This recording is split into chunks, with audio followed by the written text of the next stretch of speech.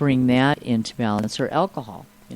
It's funny, over the years, people with a problem with alcohol, well, you turn their nose up in the air to sweets, and they'll say, I don't know how all these people can eat all these sweets, and why does everybody like all these sweets? Well, you take alcohol away from an alcoholic,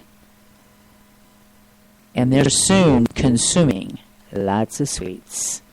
They got their sugar from their alcohol. Oh yeah, okay. So their choice of drug was alcohol to take care of those cravings and get into that feel good level. Whereas somebody else is probably happy with a box of chocolates. It's like, okay. But L-glutamine helps to keep the blood sugar in balance. Protein keeps the blood sugar in balance. So when somebody has a feeling of low blood sugar, a kind of tingly feeling on the top of their head, or they're feeling shaky and just all of a sudden they just seem really irritable and uncomfortable, they need some turkey, they need some chicken, they need protein quickly. You don't want to give them a candy bar, because all they're going to do is it's going to spike up, blood sugar is going to spike up, it's going to drop lower than it was before they ate the candy bar. L-glutamine, 500 milligrams, 3 to 4 times a day. That's the fuel source for the brain. It gives you a sense of stability and groundedness, and it balances the blood sugar.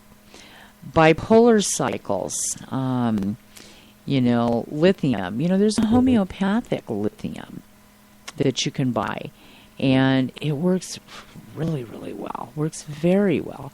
They're using with bipolar irritability, sleeplessness, manic highs. That's where people just get really, really hyped and over the top about certain things, and then they crash. Mood swings, daily, weekly, monthly. And I'm also going to tell you too. It's like, pay attention to the full moon. Right. Few days before a full moon. Yes. During the full moon. Yeah. Because we know how people act in the full moon. It's very true. It's really true. And gals that I've known over the years that worked with neonatal and OBGYN, delivery nurses and stuff. They always say, the majority of babies, their busiest 3 or 4 days a month is always at the onset and during the full moon. Wow. There are more babies born during that time. And when you take a look at some of these incidences and things that are going on, hey, you know what? Even what happened in Ferguson, Missouri, take a look at when that happened. It was a full moon. Wow. It's a full moon. Pay attention. Pay attention to what's going on with the moon. Another thing is never, ever, ever, ever plan a surgery during a full moon. Really? Yeah. Do not. Even if it is, yeah, not the only surgery you could have. It would be an emergency one, and sometimes the end results is not real good. Wow. Yeah. I'll remember that one. Yeah. No. Be cautious around the full moon.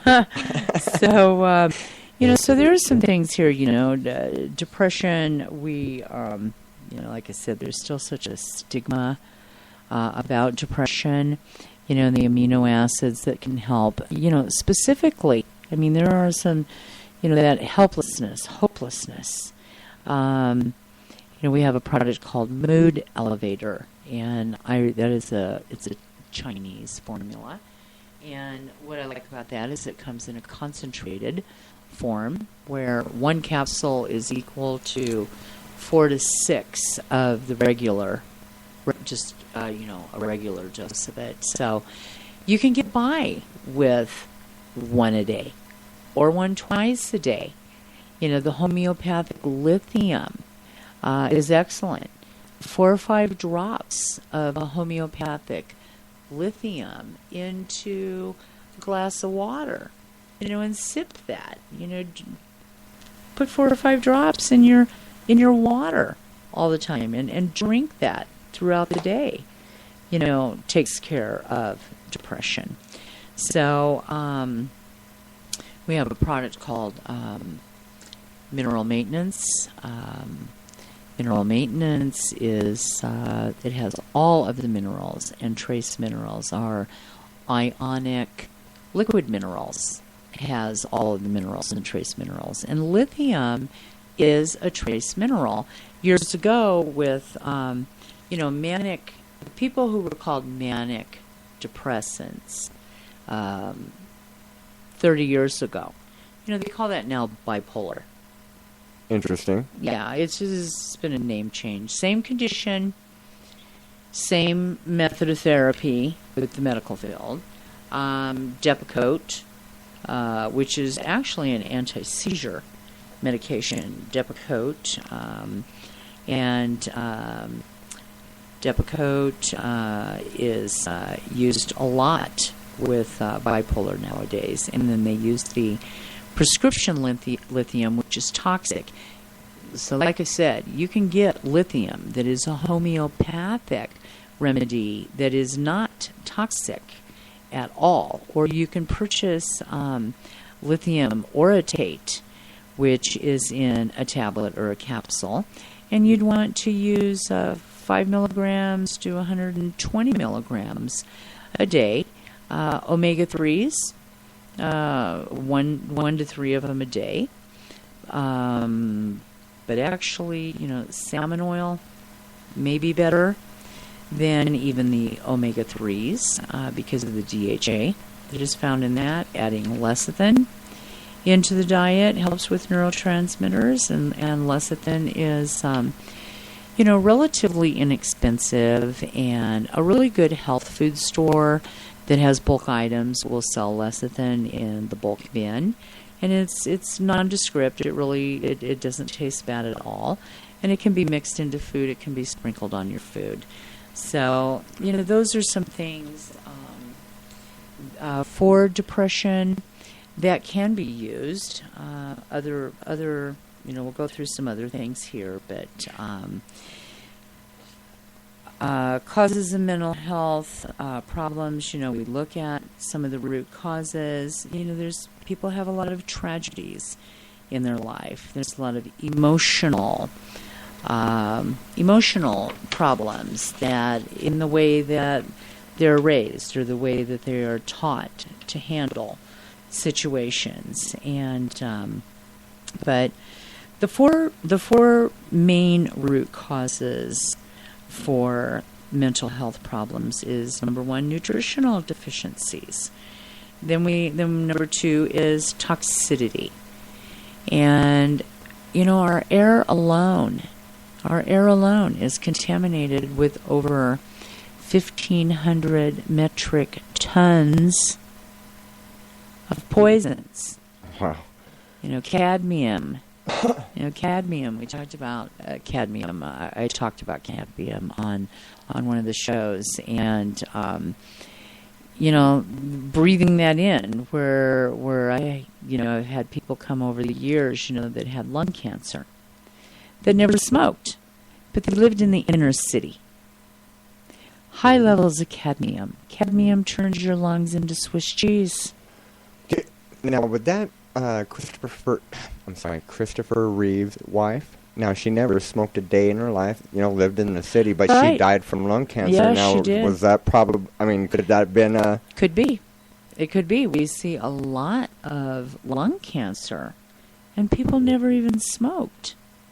Right, and that's what I had noticed. The other thing, too, is I've known people where, they never ended up with lung cancer, and they were in a house with, secondhand smoke, and, didn't end up with lung cancer. But number 1, it has a lot to do with is if number 1, if your nutrition is up, if your nutrition is dense, if you're getting lots of nutrients that are And your digestive tract is in good shape, and your bowels are eliminating good, and you assimilate those nutrients.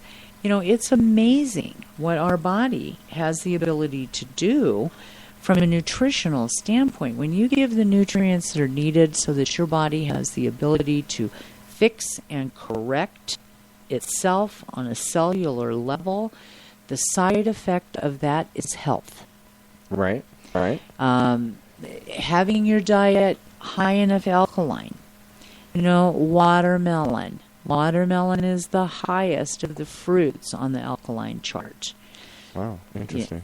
Watermelon is wonderful. It'll bring an acidic condition in the body up into an alkaline pH relatively quickly. Spinach, broccoli, kale, those three extreme high vegetables on the pH chart. The alkaline water. We need to quit drinking water that's acidic. Municipal water is 7.5 because that's the pH that the municipal water districts want the water at. But hey, you know what? We're on reuse water. Sorry. If your water's not coming from a well, a good clean well, and you're drinking municipal water, it's full of chlorine. There's so much chlorine that in the last 20 years they started adding high amounts of ammonia. Ammonia cancels out the chlorine taste because the amount of chlorine that they needed, there's no way if your water is coming out of your faucet and it smells like Clorox, right, you're not going to drink it. No way. So they cut the chlorine taste with the ammonia. What? The ironic thing is, I lost a brother in 2004, but he was a plumber and he had a degree in solar energy. And, in the 80s, he was telling me about, the reuse of water. And what water is converted and manipulated to be turned into drinking water.